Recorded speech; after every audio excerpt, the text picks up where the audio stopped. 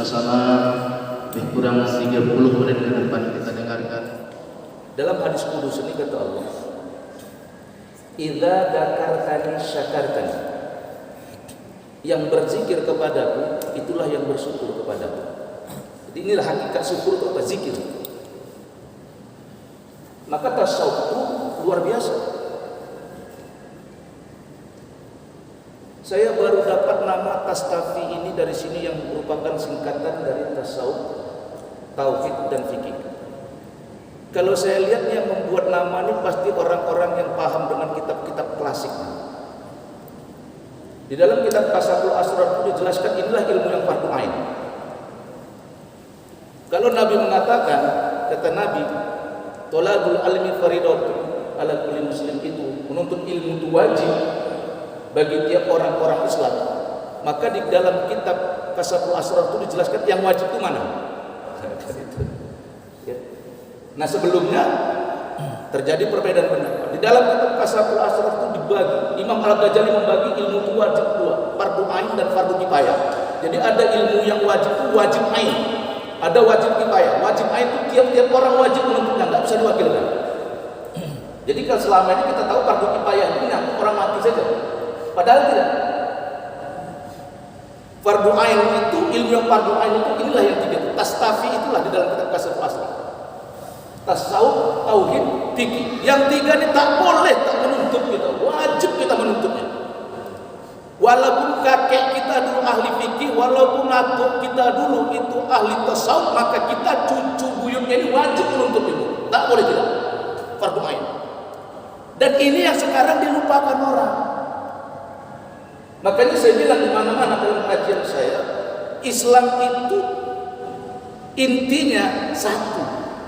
La ilaha illallah. Rukunnya 5. Rukun iman 6, intinya 1, la ilaha illallah. Ayat Al-Qur'an 6666 ayat Al-Qur'an, 114 surah, 30 juzuk itu intinya 1, la ilaha illallah. Esensi Nabi itu diturunkan itu 1, la ilaha illallah. Ceritanya yang banyak, pekerjaannya yang banyak, inti dari seluruh pekerjaan yang banyak, amal yang beribadah itu 1, la ilaha illallah. Maka Anda hidup dengan la ilaha illallah, mati dengan la ilaha illallah, berbangkit dengan la ilaha illallah. Tadi kita baca zikir tadi, nahya alaiha, kita hidup dengan la ilaha illallah, kalimatul haq, mati wa alaiha namut wa alaiha nub'ats insyaallah minal amin. Hidup mati berbangkit dengan la ilaha illallah, itulah esensinya. Itu esensi. 3 rukun sholat kalau dipecah jadi 13, tapi kalau diambil saja 3. Rukun qalbi, rukun fi'li, rukun qauli. Rukun hati, rukun perbuatan, rukun ucapan. Yang sampai kepada Allah cuma 1 rukun. Rukun qalbi. Fi'li dilihat orang, qauli didengar manusia. Tapi tak ada satupun orang yang tahu qalbinya orang yang sedang sholat. Maaf, termasuk malaikat. Malaikat cuma catat Bapak Usman sholat subuh, Bapak Amir sholat zuhur, cuma catat. Apakah Bapak Amir khusyuk, apakah Bapak Usman khusyuk, malaikat tidak tahu. Yang tahu hanya Allah. Malaikat cuma seksi saja. Maka tak ada satu pun. Maka kata Nabi, al ilmu ilman, ilmu itu 2. Yang pertama ilmu zahir, yang kedua ilmu batin. Yang paling bermanfaat ilmu batin, itulah tasawuf. Tasawuf batin. Awaludin ma'rifatullah, awal agama mengenal Allah.